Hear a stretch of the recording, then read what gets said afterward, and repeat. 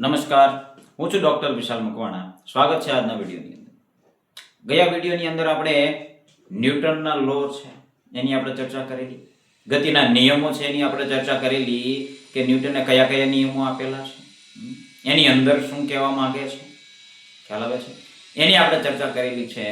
તો આજે આપણે કેટલાક જે બળ છે, કેટલાક બળ લાગે છે પદાર્થ ઉપર, એની આપણે ચર્ચા કરવાના છીએ. તો જોઈએ આજના વિડીયોની અંદર દળ, માસ, ફોર્સ, મોમેન્ટમ, એક્સેલરેશન એ બધું આપણે જોઈ લીધું છે ગયા વિડીયોની અંદર. અને અહીંયા આપણે પહોંચ્યા છીએ ક્ષેપક એટલે પ્રોજેક્ટાઇલ શું છે. આપણા સિલેબસની અંદર છે એટલે અને પ્રશ્ન પણ પૂછાણેલો છે કે પ્રોજેક્ટાઇલ શું છે. એ એક એવો પદાર્થ છે કે જેને હવામાં ફેંકવામાં આવે છે અને એકવાર ફેંક્યા પછી તેના પર માત્ર ગુરુત્વાકર્ષણ બળ અને અવગણી શકાય તેવો હવાનો પ્રતિકાર જ કાર્ય કરે છે.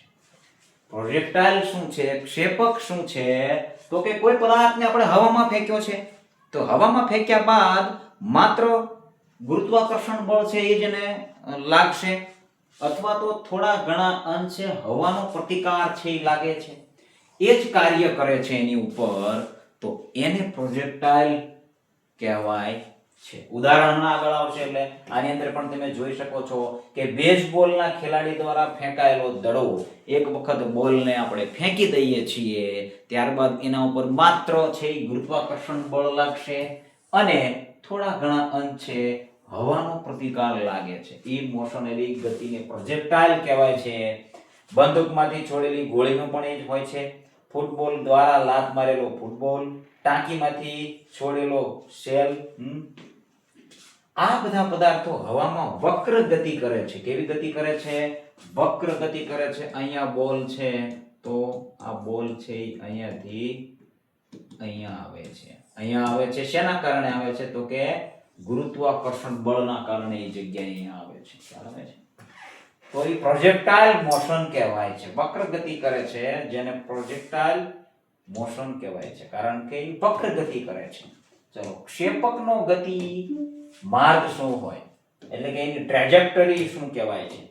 તો ક્ષેપક જેમ કે ફેંકાયેલો દડો અથવા ગોળી વગેરે ઉદાહરણ તરીકે લઈ શકો છો. હવામાં જે વક્ર માર્ગ પર ગતિ કરે છે, શું કરે છે? વક્ર માર્ગે ગતિ કરે છે. આ વક્ર માર્ગ થયો. આ વક્ર માર્ગે ગતિ કરે છે પદાર્થ, તેને ટ્રેજેક્ટરી કહેવાય છે. શું કહેવાય છે? તેને ટ્રેજેક્ટરી અથવા પ્રક્ષિપ્ત પથ કહેવાય છે. પ્રક્ષિપ્ત પથ કહેવાય છે. ટ્રેજેક્ટરી કોને કહેવાય છે? કે કોઈ પદાર્થ છે એ વક્ર ગતિમાં ગતિ કરે છે. ફૂટબોલના દડાને આપણે લાત મારીએ છીએ તો ઉપર જઈ અને નીચે આવશે, વક્ર ગતિ થઈ. ક્રિકેટના બોલને આપણે ફટકારીએ છીએ અને સિક્સ જાય છે તો એ પણ વક્ર ગતિ થાય છે. તો એ ગતિને ટ્રેજેક્ટરી કહેવાય છે. શું કહેવાય છે? ટ્રેજેક્ટરી કહેવાય છે. ક્ષેપક ગતિના ભૌતિક વિજ્ઞાનના નિયમો અનુસાર આ માર્ગનો આકાર પેરાબોલા હોય છે. આ આકાર કેવો હોય છે? આ આકારને પેરાબોલા આકાર કહેવાય છે. આવો પ્રશ્ન પણ પૂછાઈ જાય કે નીચેનામાંથી કઈ એવી ગતિ છે અથવા તો કઈ ગતિ આકાર બનાવે છે કે જેને પેરાબોલા કહેવાય છે, ટ્રેજેક્ટરી કહેવાય છે. ટ્રેજેક્ટરી અને પેરાબોલા બંને સેમ છે એવું પણ કહી શકાય, પરંતુ ટ્રેજેક્ટરી શું છે? અહીંથી પદાર્થ વક્ર ગતિમાં ગતિ કરે છે એને ટ્રેજેક્ટરી કહેવાય છે અને આ જે આકૃતિ બનાવે છે એને પેરાબોલા કહેવાય છે. જેવેલિયન થ્રો છે એ અહીંથી જેવેલિયન ફેંકે છે અને અહીંયા પડે છે તો એ પેરાબોલા માર્ગ, જે માર્ગ અપનાવે છે એને પેરાબોલા કહેવાય છે. તો આ પણ એક અગત્યનું છે, સમજવાનું છે. આના ઉપરથી જો આની અંદર પેલા આ ડાયાગ્રામની અંદર તમે જુઓ છો કે અહીંથી બોલ છે એને ફેંક્યો છે. ખ્યાલ આવે છે? આ બોલ છે એને અહીંથી ફેંક્યો છે. આ બાસ્કેટબોલની અંદર બાસ્કેટ થાય છે તો એ પ્રોજેક્ટાઇલ મોશન છે. અને આ જે વક્ર ગતિ છે એને એ માર્ગને શું કહેવાય? પેરાબોલા કહેવાય છે. ખ્યાલ આવે છે? પેરાબોલા કહેવાય છે. પ્રોજેક્ટાઇલ ટ્રેજેક્ટરી માર્ગ કહેવાય છે અને પેરાબોલા પણ કહેવાય છે. ઘર્ષણ બળ. હવે આના ઉપરથી એક પ્રશ્ન હતો ગયા વિડિયોની અંદર આપણે રહી ગયો હતો, એની પણ આપણે ચર્ચા અત્યારે જ કરી લઈએ. તો the path taken by projectile, ચાલો પ્રોજેક્ટાઇલ છે પ્રક્ષેપ્ય કઈ દિશા લે છે? ચાલો અંતર, રેન્જ, ટાઈમ ઓફ એસેન્ટ, ચઢાણનો સમય લે છે, વક્ર પથ લે છે, ટ્રેજેક્ટરી લે છે, રિલેટિવ હાઇટ સંબંધિત ઊંચાઈ લે છે. તો આમાંથી શું આવે છે? તો વક્ર પથ, ટ્રેજેક્ટરી. પ્રોજેક્ટાઇલ મોશન છે એ કયો પથ લે છે? વક્ર પથ લે છે. અહીંથી આ રીતે ગતિ કરે છે, વક્ર ગતિ કરે છે. એ વક્ર ગતિ પથ છે એને ટ્રેજેક્ટરી કહેવાય છે. તો પ્રક્ષેપ્ય કઈ દિશા લે છે? ટ્રેજેક્ટરી દિશા લે છે. આવો પ્રશ્ન પૂછાણેલો છે ગયા પેપરોની અંદર, એટલે આપણે એ મુદ્દો છે એને પણ કવર કરેલો છે. એવી જ રીતે ઘર્ષણ બળ શું છે? ચાલો ઘર્ષણ બળ, ફોર્સ ઓફ ફ્રેક્શન શું છે? તો એની વ્યાખ્યા પહેલા જોઈ લઈએ. તો ઘર્ષણ એ સંપર્કમાં રહેલી બે સપાટીઓ વચ્ચે ઉદ્ભવતું એક બળ છે. કોઈ પણ બે સપાટી છે ઈ સંસર્ગમાં આવે છે અથવા અથડાય છે, સંસર્ગમાં આવે છે, એમાં જે ઉત્પન્નતું જે બળ થાય છે એના દ્વારા એને એવું એક બળ છે જેને ઘર્ષણ બળ કહેવાય છે, જે હંમેશા વસ્તુની ગતિની વિરુદ્ધ દિશામાં લાગે. શું કરે છે? વસ્તુની ગતિ આમ છે તો ઘર્ષણ બળ કઈ દિશામાં લાગે છે? એની વિરુદ્ધ દિશામાં. વસ્તુની ગતિ આમ છે તો ઘર્ષણ બળ એની વિરુદ્ધ દિશામાં લાગે છે. ઘર્ષણના પ્રકારો કયા કયા છે? Types of fraction. તો સ્થિત અથવા તો સ્થિર ઘર્ષણ અથવા સ્થિર સ્ટેટિક ફ્રેક્શન જેને કહેવાય છે. સરકતું ઘર્ષણ સ્લાઇડિંગ કાઇનેટિક ફ્રેક્શન પણ કહેવાય છે. લોટલ ઘર્ષણ એટલે કે રોલિંગ ફ્રેક્શન કહેવાય છે. તરલ ઘર્ષણ એટલે કે ફ્લુઇડ ફ્રેક્શન કહેવાય છે. સ્ટેટિક એટલે સ્થિર, કોઈ પદાર્થ સ્થિર છે, કોઈ પદાર્થ ઉપર તો ત્યાં સ્થિર ઘર્ષણ, એને પણ ઘર્ષણ તો લાગે જ છે, પરંતુ અહીંયા કયા પ્રકારનું ઘર્ષણ હશે? સ્થિર ઘર્ષણ હશે. સ્લાઇડ કરતું હોય, સરકતું હોય, કોઈ એવો પદાર્થ છે જે સ્લાઇડ કરી શકે છે, કોઈ એનું ઘર્ષણ બળ છે એ ઓછું છે તો સ્લાઇડ કરે છે, ત્યાં કેવું ઘર્ષણ લાગે છે? સરકતું ઘર્ષણ, સ્લાઇડિંગ ઘર્ષણ લાગે છે. રોલિંગ ઘર્ષણ બોલ છે, કોઈ પદાર્થ ગોળાકાર છે તો એની અંદર રોલિંગ ઘર્ષણ લાગે છે, કારણ કે બોલ છે એ ગોળાકાર, જ્યારે તમે એને કિક મારો છો અથવા તો એને ધકેલો છો તો એ ગોળાકાર ફરતો જાય છે, ત્યાં રોલિંગ ફ્રેક્શન લાગે છે. ફ્લુઇડ એટલે કે કોઈ પ્રવાહી છે, પ્રવાહી સાથે ઘર્ષણ લાગશે, પ્રવાહી સાથે જે ઘર્ષણ લાગશે એ ફ્લુઇડ તરલ ઘર્ષણ હોય છે. ખ્યાલ આવે છે? તો આ ઘર્ષણના પ્રકારો છે. ઘર્ષણ શું છે? તો કે કોઈ પણ બે સપાટી, કોઈ પણ બે પદાર્થની બે સપાટી છે એકબીજા ઉપર સંસર્ગમાં આવે છે. આ એક હથેળી છે, એની ઉપર બીજી હથેળી છે, તો એ હથેળી આમ ગતિ કરે છે તો એની ગતિ પાછી ઘર્ષણ વિરુદ્ધ દિશામાં હશે. ગતિ જે દિશામાં હશે એની વિરુદ્ધ દિશામાં એનું ઘર્ષણ હશે. ચલો સ્પિન શું છે? સ્પિન શબ્દ સાંભળ્યો છે. સ્પિન શું છે? સ્પિનની વ્યાખ્યા શું છે? તો કે સ્પિન એટલે કે કોઈ વસ્તુ, જેમ કે બોલ કહી શકાય, એનું તેના પોતાના કેન્દ્રની આસપાસ થતું પરિભ્રમણ છે. શું કરે છે? આ બોલ છે, એનું પોતાનું કેન્દ્ર હોય છે તો એની આસપાસ પરિભ્રમણ કરે છે. ખ્યાલ આવે છે? પરિભ્રમણ એટલે કે એ પોતે જ ફરે છે. જ્યારે તે હવામાં ગતિમાં હોય કે સપાટી પરથી ઉછળી રહી હોય, તે હવામાં હોય અથવા તો નીચે અથડાઈને ઉછળી જતું હોય, અથવા સપાટી ઉપર કોઈ સપાટી છે એની સાથે રગડતો જતો હોય, તો ત્યારે શું કરે છે? એ પોતાની આમ ગોળ ગોળ ફરતો જાય છે તો એની પોતાની જે કેન્દ્ર છે એના ઉપર એ પરિભ્રમણ કરતું હોય છે. ખેલકૂદમાં શું એનું મહત્વ છે? તો કે રમતોમાં ખેલાડીઓ મેગ્નેસ અસર મેળવવા માટે, કેવી અસર? મેગ્નસ ઇફેક્ટ નો લાભ લેવા માટે બોલને સ્પિન આપે છે. ઘણી એવી રમતો છે જેની અંદર સ્પિન ખૂબ જ અગત્યનું છે. ટેનિસ લઈ શકો છો, ક્રિકેટ લઈ શકો છો, ટેબલ ટેનિસ લઈ શકો છો, બોલ વાળી જે પણ કોઈ પણ ગેમ છે એની અંદર તમે સ્પિન જોઈ શકો છો. ખ્યાલ આવે છે? તો ઈ બોલ છે ઈ પરિભ્રમણ કરે છે અને દિશા બદલે છે, અને સ્પિન છે એના પ્રકારો કયા કયા છે? તો ટોપ સ્પિન શું આવે છે? પહેલો પ્રકાર આપણે જોઈશું. ટોપ સ્પિન શું કરે છે? એમાં બોલની ગતિ કઈ રીતે છે? બોલ તેના ગતિના પથની દિશામાં આગળની તરફ ફરે છે. હવે આ બોલ છે, આ એનું કેન્દ્ર બળ છે. બોલ આ બાજુ ગતિ કરે છે તો આ બોલ કઈ રીતે રોટેટ થશે? આ રીતે. આ રીતે રોટેટ થાય છે, આ રીતે રોટેટ થતો થતો આગળ જશે. બોલની જે દિશામાં ગતિ છે એ બાજુ રોટેટ થતો આગળ જાય છે. એની અસર શું થાય છે તો કે બોલ હવામાં ઝડપથી નીચે આવે છે, ડીપ થાય છે અને જમીન પર અથડાયા પછી ઊંચો થાય છે. શું થાય છે? ટેબલ ટેનિસ ની અંદર તમે જોશો કે રેકેટ દ્વારા બોલને તમે ટોપ સ્પિન ની દિશામાં એને રોટેટ કરો છો બોલને, તો તરત શું થાય છે કે નેટ થી તરત નીચે આવશે બોલ, અને તરત જ્યારે બાઉન્સ થશે એટલે તરત વધારે ઉછાળો થઈ હાઈટ રિબાઉન્ડ લે છે, એટલે વધારે ઉછાળો લઈ અને બોલ જાય છે. ખ્યાલ આવે છે? આ ટોપ સ્પિન ની અસર છે. શું કરે છે? ટોપ સ્પિન કર્યો છે તો નેટ થી નજીક બોલ પડે છે ત્યારે નીચો જાય છે, પરંતુ બાઉન્સ થાય છે એટલે તરત પાછો ઉછળી અને દૂર જાય છે, ઊંચો વધારે થાય છે, ઉછાળો આવે છે. તો આ ટોપ સ્પિન છે. ત્યારબાદ બેક સ્પિન શું છે? ચાલો બેક સ્પિન, અંડર સ્પિન પણ જેને કહેવાય છે, યાદ રાખવું, એનું પર્યાય નામ છે પર્યાય. બોલ ગતિપથની વિરુદ્ધ દિશામાં પાછળની તરફ ફરે છે. ચલો હવે હમણાં બોલ હતો એ કેન્દ્ર બિંદુ છે, આ બાજુ ફરતો હતો, હવે કઈ દિશામાં ફરે છે? બોલ જે બાજુ ગતિ કરે છે એની વિરુદ્ધ દિશામાં ફરતો ફરતો જાય છે બોલ. અસર શું એની થાય છે તો કે બોલ હવામાં વધારે સમય રહે છે. શું કરે છે? હવામાં વધારે સમય રહે છે અને જમીન પર અથડાયા પછી નીચો ઉછાળ લે છે, લો રિબાઉન્ડ લે છે અને ઘણીવાર ધીમો પડી જાય છે. શું કરે છે?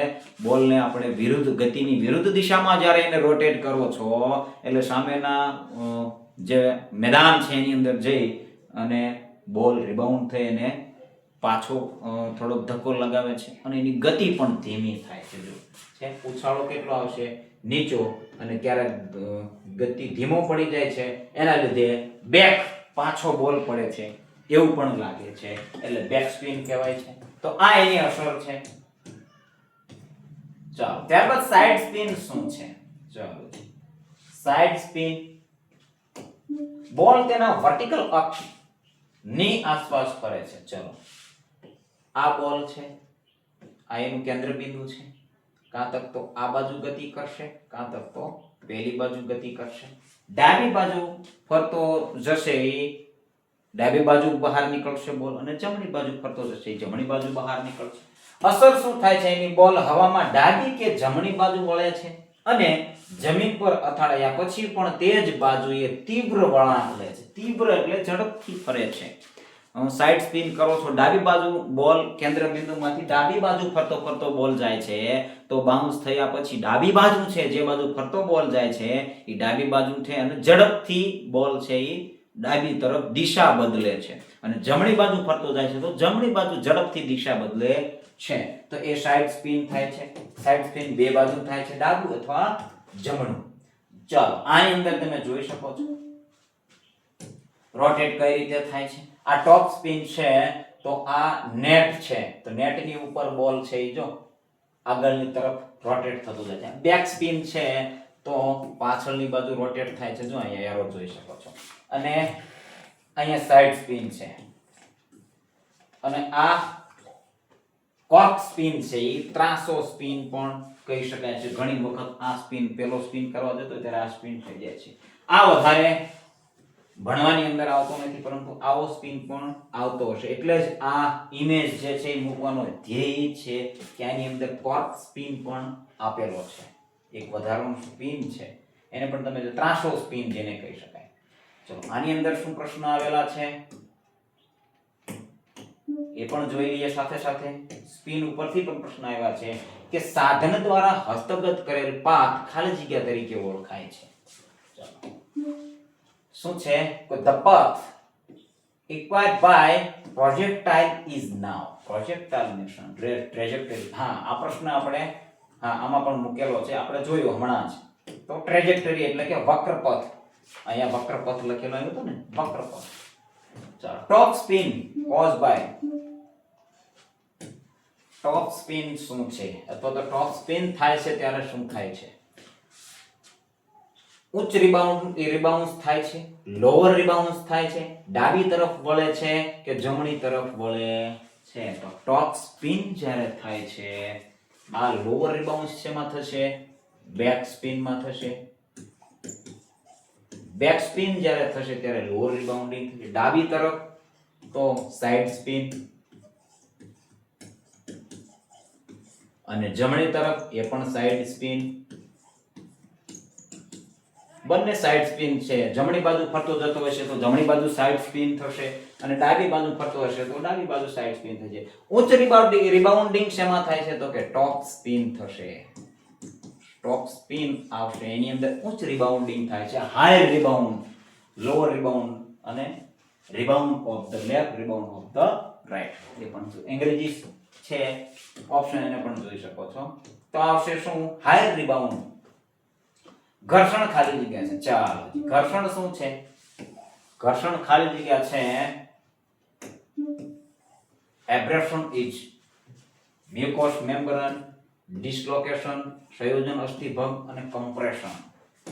ચલો, આ પ્રશ્ન જે છે એ ઈજાઓ અને ઉપચારમાંથી કદાચ લેવાઈ ગયેલો છે. મ્યુકોસ મેમ્બ્રેન, ડિસ્લોકેશન, સંયોજન અસ્થિભંગ, તો અસ્થિભંગ તો એની અંદર આવશે નહીં. કમ્પ્રેશન પણ નહીં આવે.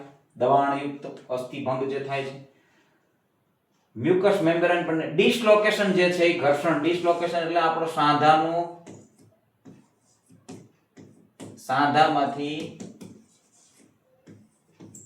હાડકું છૂટું પડવું.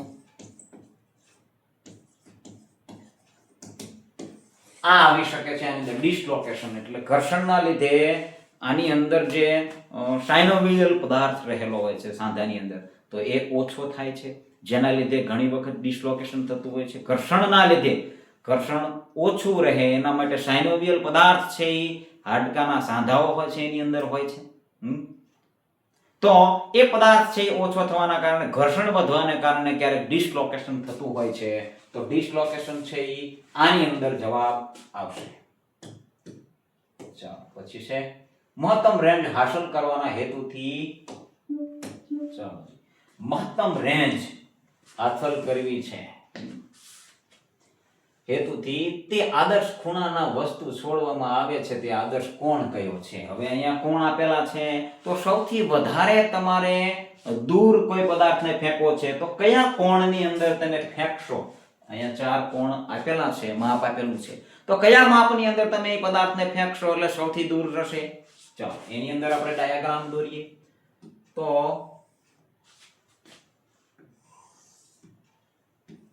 ચાલો જી, થોડું જાડું કર્યું તો ઠીક આવે. ચાલો જી, થોડી એની સાઈઝ વધારી દઈએ.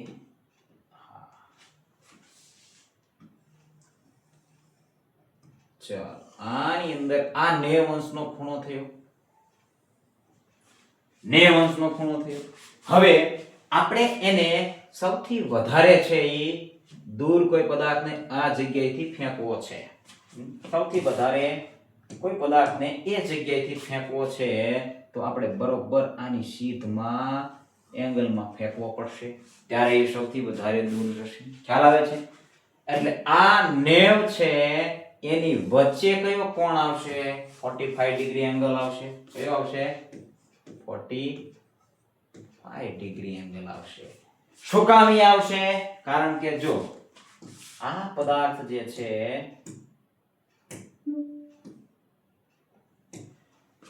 અહીંથી અહીંયા ફેંકો છો તો એ એટલો જ નજીક આવશે.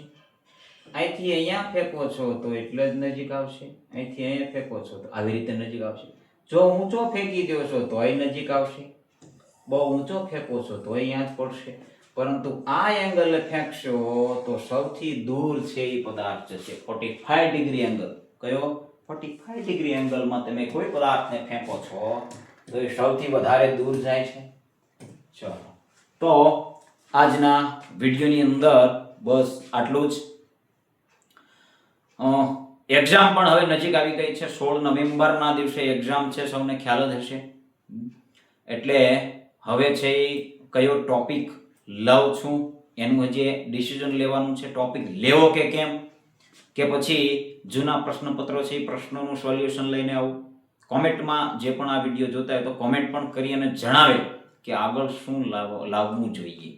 હજી એકાદો ટોપિકને ખેંચી લેવો જોઈએ કે પછી પ્રશ્નો પૂછાણેલા છે ભૂતકાળમાં એની ચર્ચા કરવી જોઈએ. જે યોગ્ય લાગે તે કોમેન્ટ કરી શકો છો.